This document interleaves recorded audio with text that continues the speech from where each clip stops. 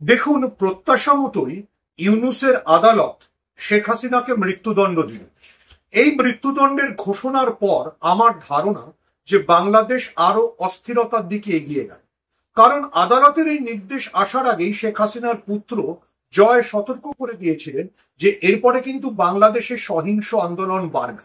আমরা ইতিমধ্যে ভিজুয়ালস দেখেছি যে বাংলাদেশের বিভিন্ন জায়গায় ইউনূসের মালিকানাধীন গ্রামীণ ব্যাংকের উপর আওয়ামী লীগ কর্মী সমর্থকরা আক্রমণ শুরু করছে।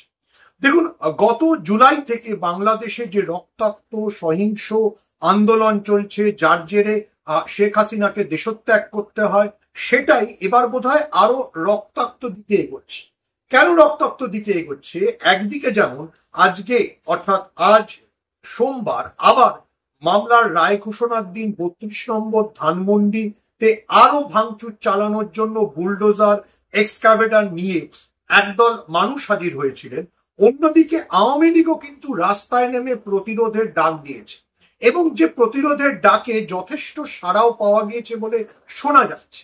ফলে দুই পক্ষের এই মুখোমুখি সংঘাতের কারণে বাংলাদেশ অবশ্যই অবশ্যই একটা অস্থিরতার দিকে এগোবে। এই অস্থিরতা যতটা রাজনৈতিক ততটাই সামাজিক। দেখুন, আমাদের পূবের প্রতিবেশী দেশ, একেবারে গায়ে লাগোয়া দেশ, সেই দেশে কি হচ্ছে সেটা তো আমাদের নজর রাখতেই হবে। আপাতত মনে হচ্ছে আজকে সোমবার দুপুরে যা পরিস্থিতি, তাতে বাংলাদেশ আর এক দফা অস্থিরতার মধ্যে ঢুকে পড়ল। ইউনূস যা যা বলে এসেছিলেন, অর্থাৎ যে গণতন্ত্র, সমানাধিকার বা সকলের মধ্যে ভ্রাতৃত্ব প্রতিষ্ঠা তিনি চেষ্টা করবেন, কার্যত তিনি সেরকম কিছু করলেন না, বরং তিনিও প্রতিহিংসার রাজনীতিতে হাঁটলেন। এই যে শেখ হাসিনাকে মৃত্যুদণ্ড দেওয়া হলো, দেখুন তার তো আসলে কোনো গুরুত্ব নেই।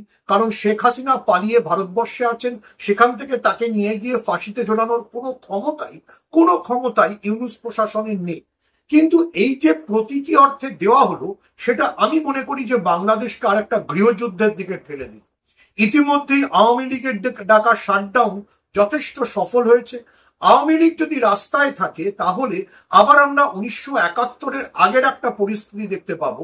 একদল যারা মৌলবাদী, যারা পাকিস্তানপন্থী, তারা শাসন ক্ষমতা ধরে রাখতে চেষ্টা করবে। আরেকদিকে হাসিনাপন্থী আওয়ামী লীগরা, তারাও রাস্তায় নেমে প্রতিবাদে আন্দোলন করবে, তারাও সহিংস পথে হাঁটবে, যার ইঙ্গিত ইতিমধ্যেই জয় দিয়ে দিয়েছে। আমি এই কথাটা গুরুত্বের সঙ্গে বলছি এই কারণে, আমাদের মনে রাখতে হবে যে শেখ হাসিনার দল আওয়ামী লীগ কিন্তু বিরোধী হিসেবে খুবই শক্তিশালী। তারা দীর্ঘদিন ধরে এই ভূমিকাটা পালন করে এসছে।